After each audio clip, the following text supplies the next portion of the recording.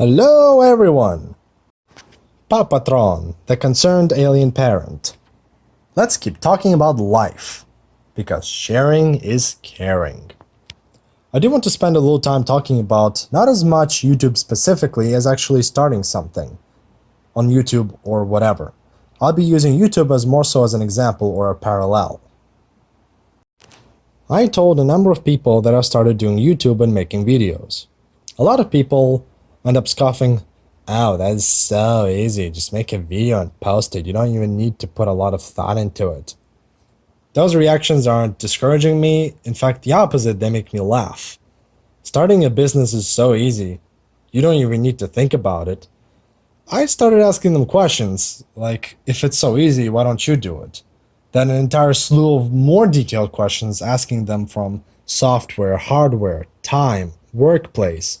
What kind of visuals are they gonna use? What kind of audio are they gonna use? Are they familiar with copyright, fair use? How do they stay organized? Or what would even be the basic ideas behind their videos? There are many hundreds more questions that we can ask and details to work out. Ultimately, the point is that it is not as easy as it looks. Right now, my biggest challenge, I would say, is the lack of time. I have to be really efficient, which means I have to be organized, which means I need to know exactly where I'm going, at least in the foreseeable future. I have to pace both working and posting. With so little time available, I have to think ahead a few steps and consider a few what-if scenarios while having some sort of a plan to keep moving forward. I have to make sure that I know exactly all the aspects of the videos I'm making, the audio, the visuals, the intro, the outro, what I'm gonna do, how I'm going to do it, what equipment do I use, how to organize myself, how to prep for the next video, so on and so forth. I have to do all of that while still making enough wiggle room for myself to start changing things up if need be. I have to keep a certain pace with work to make sure that I do not get overworked, overwhelmed, overstressed, or a full way too behind. I have to be reasonable about what I want to accomplish in the next few hours, in the next few sessions, in the next few months. It can be discouraging when we realize our limitations or see that we aren't accomplishing as much as we think we should, but that's just the more reason to work smarter and not harder, and ultimately, like I said before, pacing yourself and figuring out what to do about the issues you're facing. You may not be able to tackle this issue today, but in a week, in 2 weeks, 3 weeks, 4 weeks, a month, 2 months, you'll be able to tackle that issue and finally move on. Sacrificing quality and cutting corners is going to make your final product suffer, which in turn will make you suffer. One of the main things I want to talk about is having a plan. What really served me well so far is having a fluid, flexible plan with bottom-line goals. It can change as much as I need it in the long term and in the short term while still working towards specific things. It gives me plenty of wiggle room to handle whatever problems I did and didn't see coming while staying on time for the most part. Let's talk about goals for a minute. There's a very big difference between goals and achievements. Achievements is what you actually end up doing. A goal is what you want to achieve.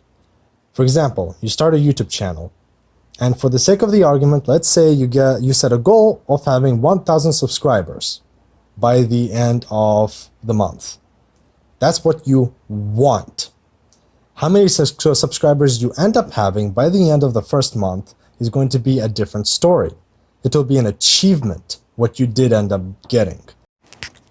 There isn't as much to say about achievements as there is about goals. Having goals that are too high can end up getting you to quit, burn out, or even hurt yourself. You can still aim high, but you need to be smart about it. You need to break it down. If you come across more hardship than you expected, break it down some more, into more manageable steps. Believe me, I understand the feeling when you realize you're nowhere near where you should be or want to be, but getting upset about it will only make things worse. So not only do you need to be able to break goals down, You also really need to learn how to roll with the punches. The road to success is paved with failure. Yes, you will be failing a lot. That is guaranteed.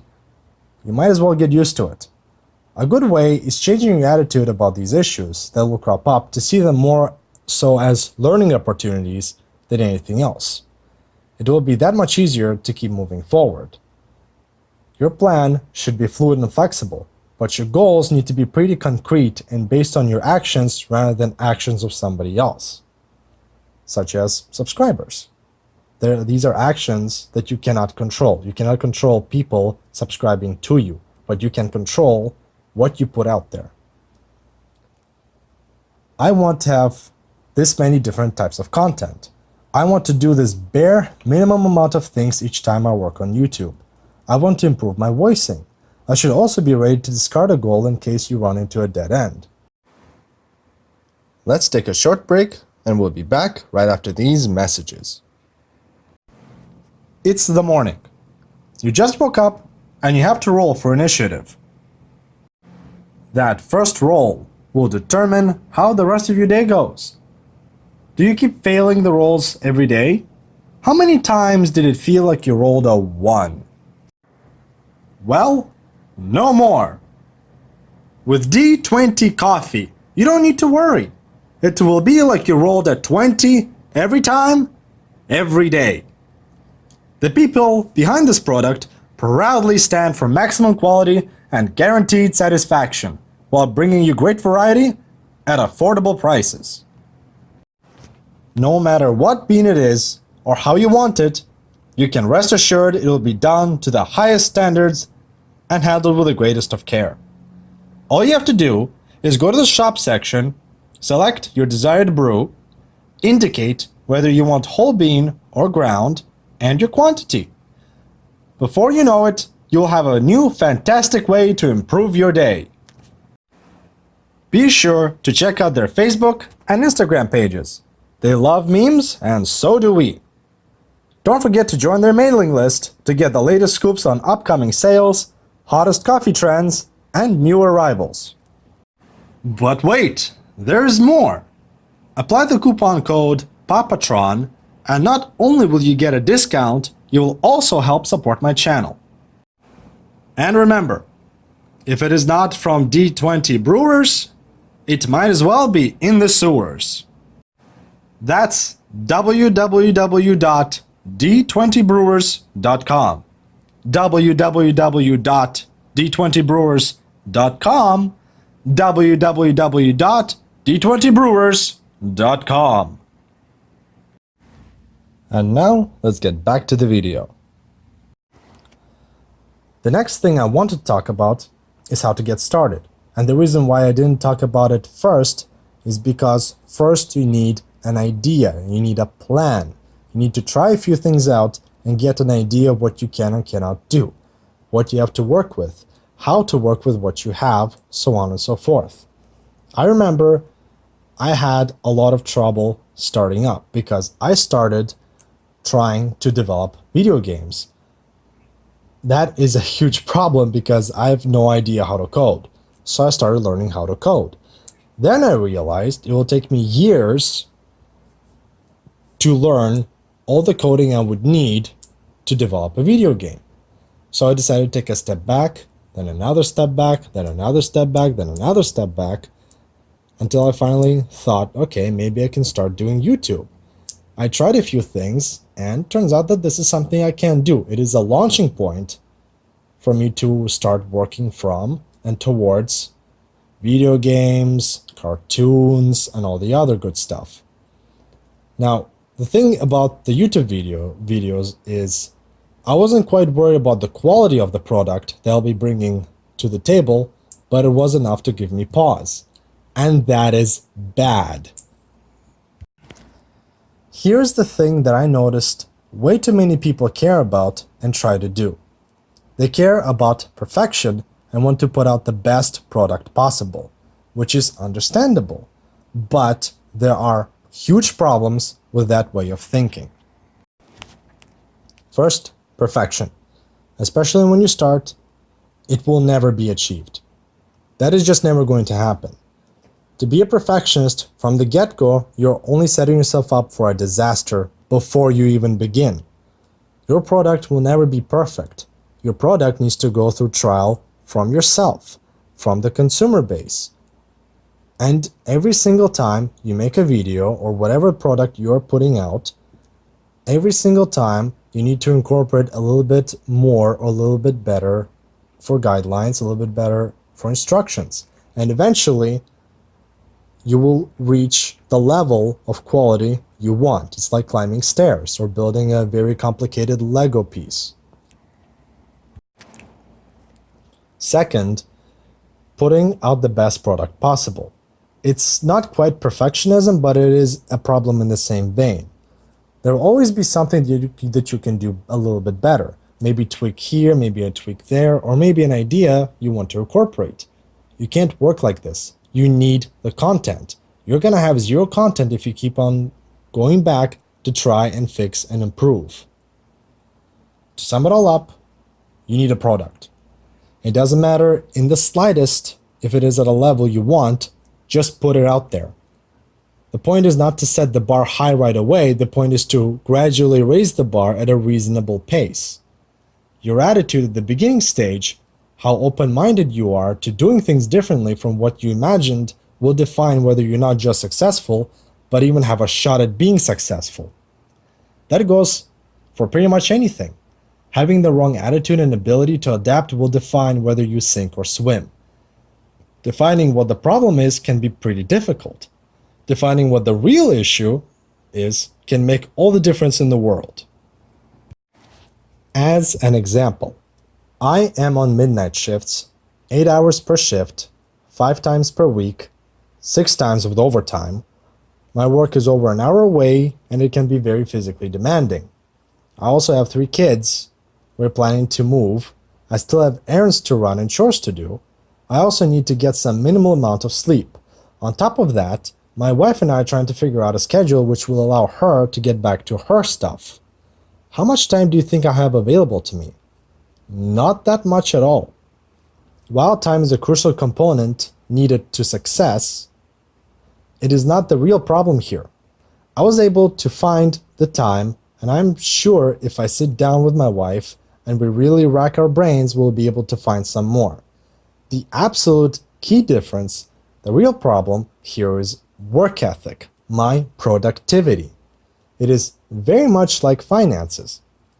If your spending habits are out of control, then it doesn't matter how many millions of dollars you have, poor choices lead to poor results. You can have all the time in the world, but if you're not productive with that time, then you will have nothing. In the allocated time, you have to create content and put it out there. That is an issue of productivity. If you do not have a finished product, then you have nothing to show to your customers or consumers or subscribers. Guess how many will stick around if you keep showing up with nothing? Okay, so we talked about plans, goals, productivity, attitudes, and issues. So let's talk about quality a little bit more. Your product or content has to have some minimal standard. That standard at the beginning can be fairly low, and in some cases should probably be low at the start, since you're just beginning. You're just learning how to do a lot of these things. You're still trying to incorporate ideas. You're still trying to figure out how to do this the best way, what works and what doesn't work. Yes, you have to improve and innovate, but you can do that only really once you have more of a foundation to work with. At this stage, just put something out there, make notes, and try to improve in the next video. Change up the way you do things, create a guideline, improve the guideline, incorporate changes into your routine. I would personally love much more to see improvement in the product over time than have it polished off the bat. One last thing you need to understand about this, and this is probably the biggest idea, the biggest point I'll be making in this video. When you're starting off something like this, especially by yourself, You're both the boss and the employee. You're in a unique position where you can see things from both perspectives. Think about every job you used to have and your current job. You were and are an employee. What were and are the biggest issues you have faced every time? Are you being overworked? Are you being underpaid? The decisions made by the higher-ups are beneficial or only make things harder? Why? How are the employees being treated? Fairly or poorly? Does the employer and staff do everyone justice or treat people like garbage? What improvements do you want to see at work? What about breaks? What about your healthcare plan? Lots of questions to ask yourself as an employee. Now, let's take a look at work from the employer's perspective. You're trying to run a successful business, which in essence is what you want, success. You have to ask yourself an entire series of questions too. What is success? How do I maximize productivity? How do I maximize profit? How do I organize the whole operation for maximum productivity? Are my employees spending time dilly-dallying or doing actual work? What improvements can we bring to the work environment? Are the employees receptive to our feedback? How do we know which employees to keep and which ones to let go? And that is just when you're one person. Now think about how much more there is to this whole process when dealing with dozens or even hundreds of people. Good decisions lead to good business. Here's something you can do to challenge yourself. Look up some news on companies and ask yourself whether what they did was indeed a bad decision or actually a good decision, or something in the middle perhaps, the lesser of two evils scenario. Thank you very much for watching. If you liked my content, leave a like, subscribe, and hit that bell button. Thank you very much, and I'll see you in the next video. Till all are fun!